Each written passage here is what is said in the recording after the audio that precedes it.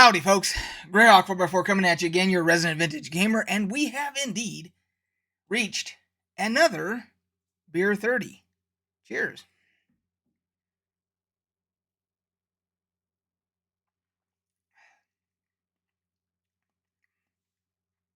Oh, that's a good one.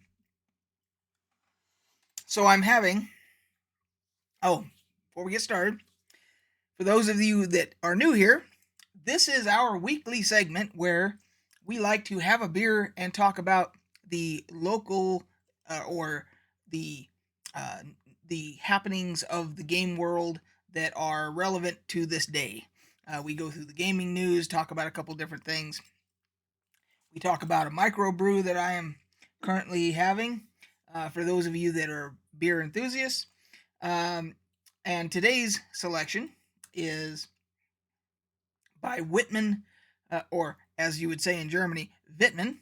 The Wittmann Urhel. It is a Helles style, which is basically their lager. And this brewery is outside of Munich in Landshut, the town of Landshut. And they have been around since 1616, it says. So this is one of the beers that I got in the, I bought at Christmas time. There was the big 12-pack of special micro brews from Germany, from all these different breweries that were imported. And after this one, I've only got 2 left. I've been only doing them during Beer 30s to kind of make them last, because they didn't have them very long and I only got 1 box. So anyway, so that's where this is brewed. It's about 4 to 5% alcohol, and it is quite delicious.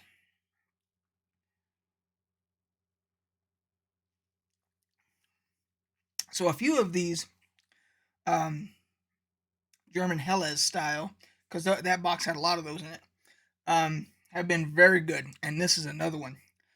This one has they just know how to make their beer with deep flavor.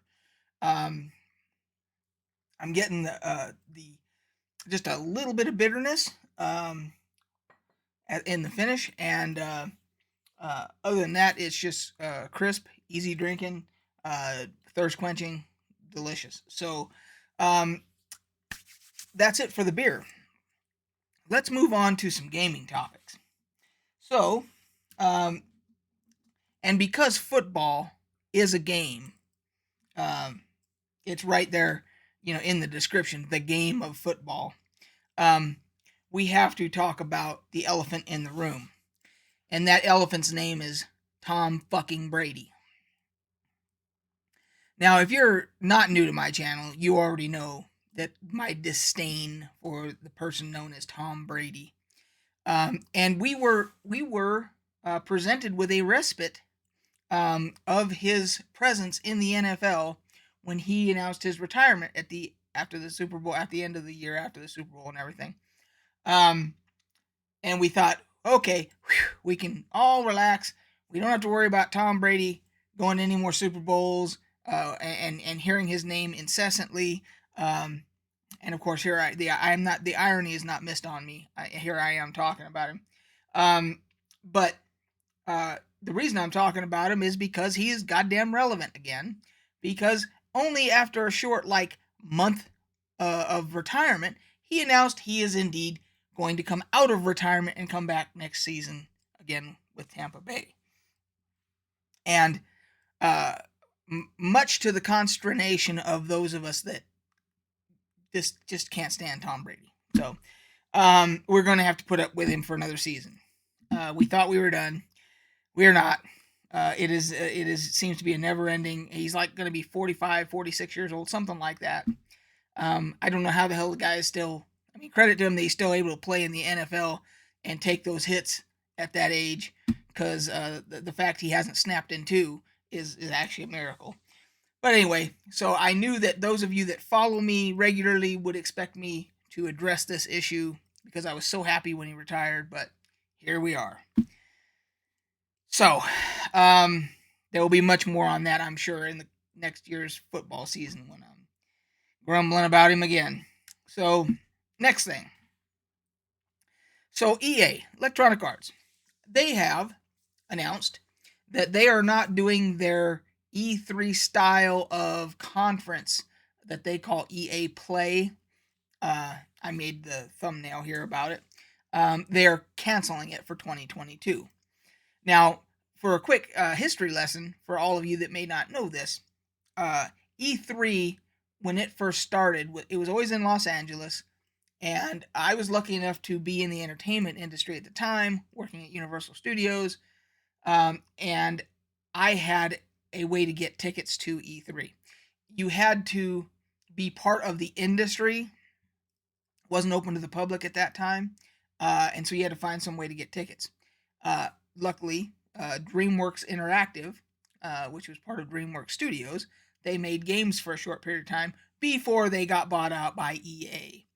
But anyway, DreamWorks Interactive, I knew one of the guys there that was a developer there, and he would give me tickets. So for a good 2 years there, me and my buddies would go to E3, and it was a huge event. There were, anybody that was anybody in the video game industry would be presenting at E3, and it was on top of that, it was a party. It was just each developer was trying to outdo the other ones in their booths and their presentations and all this stuff, and it was a blast. And then at some point, it started getting scaled back, even before COVID hit. They started scaling it way back because it was expensive to put on, and the developers were spending a lot of money to do these elaborate things and all this. And then COVID hit at some point, and somewhere in there it got open to the public, to where the public could actually go. And somewhere in there, when COVID hit, somewhere in there, of course they had to cancel everything, just like everything else got canceled, all the conventions and all that other stuff. And then at some point they started doing these remote, like E3 style events, like EA is doing EA Play, which is now canceled for 2022. But they started doing these other developers were doing these other presentations that were E3 like. And so now they're canceling this one for 2022, and it leads me to the topic to ask the question: do we think, and put it in the comments below what your thoughts are, do we think that we're ever going to get back to the days of pre-COVID when it comes to events, conventions and conferences and all these things, where you would always go to convention centers and either go to a con or you would go to a conference or whatever the case, VidCon, you name it. Do any of you out there think that we're going to actually ever be able to get back to what we knew as pre-COVID when it came to that kind of stuff? Or is a lot of this stuff just going to continue to be remote and smaller presentations, and etc.? EA has said that what they're going to do through the rest of 2022 is they're going to do small presentations throughout the year to announce their games that they're going to be coming out and all that stuff, where it would normally get announced at E3 or an E3-like event. Now it's going to be done throughout the year. Now, I'm not a fan of EA. I don't think very many people are. So this isn't a huge loss to me, but it is noteworthy because of the market share they have in the games marketplace. So it is noteworthy. I don't know if other developers are going to follow suit. I don't know what's going to happen with E3. So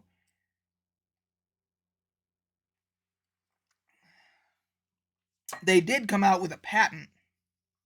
They registered a patent not too long ago about some type of technology they're developing it will basically be a technology that will be able to monitor game servers on a constant basis to know if the server is having stability issues or whatnot.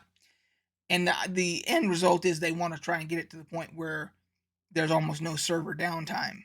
And I'm guessing they would sell this technology. Either they would use it only exclusively for their games, or perhaps they would sell the technology to other developers to use at kind of a licensing fee type of a thing if they if they perfect this technology, which in the end result for us consumers would mean hopefully that all of our games that have online components, which is almost everything now, would have stable servers. So that's one good thing that I did read up on today. So let's hope that's a real thing.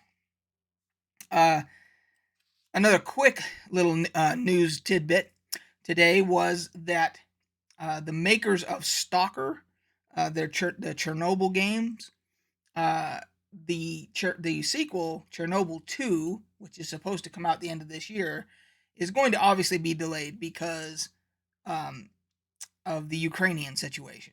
And apparently a lot of the developers and all that, a lot of that's being done in Ukraine, or that the workers are from Ukraine, etc. So um, so that's going to be delayed. We already know that.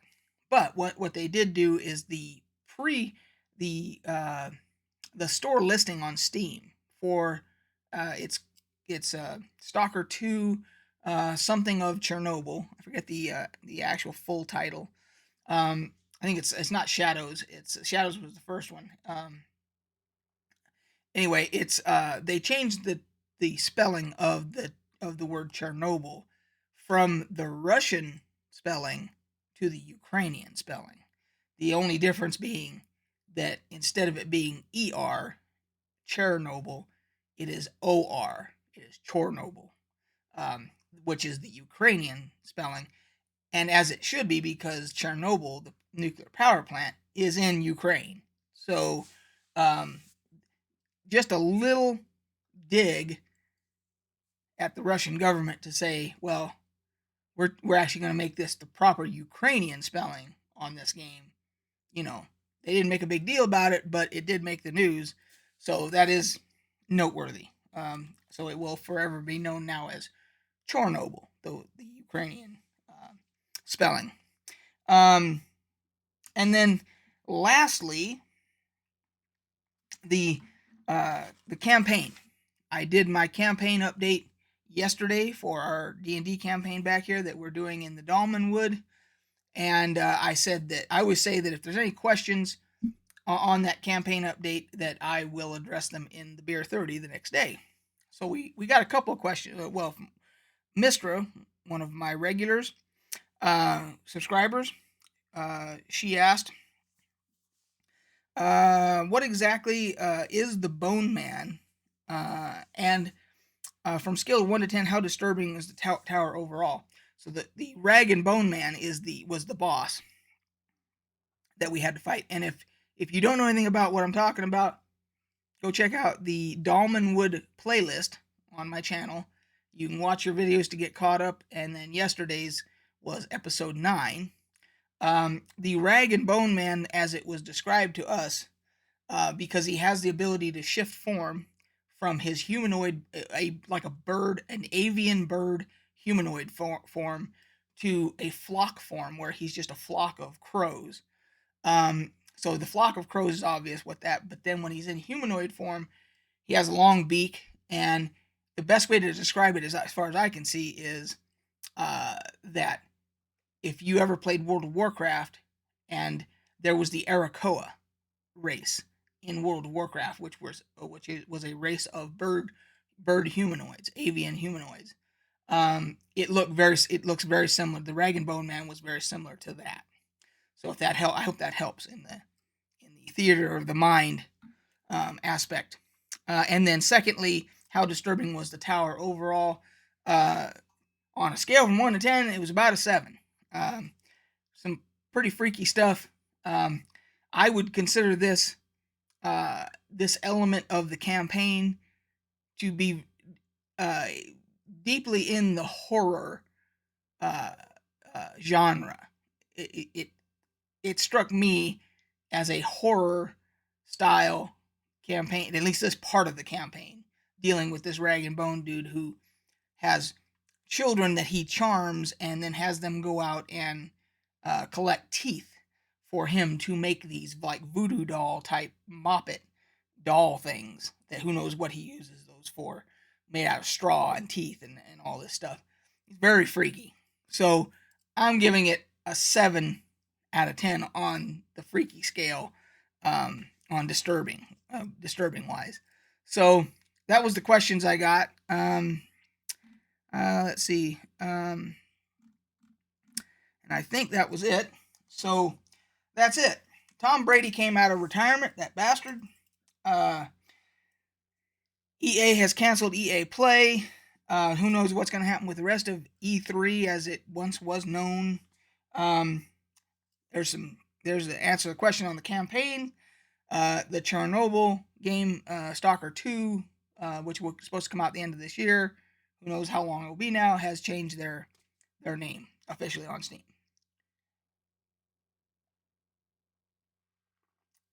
Cheers. And once again, if you were interested, you came in, and you missed the beginning, that is the beer from today.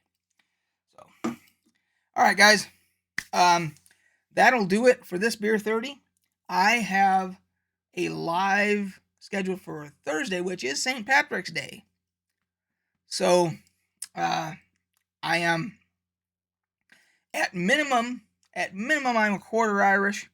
But I also have Scottish, Welsh, etc. According to Ancestry.com. So I'm anywhere between a quarter and a half, probably Irish. So you know what I'll be doing on St. Paddy's Day, but I will be doing a live. So enjoy me join me in enjoying a Guinness or two while we're live on St. Paddy's Day. So until then, guys, we will catch you on the flip side.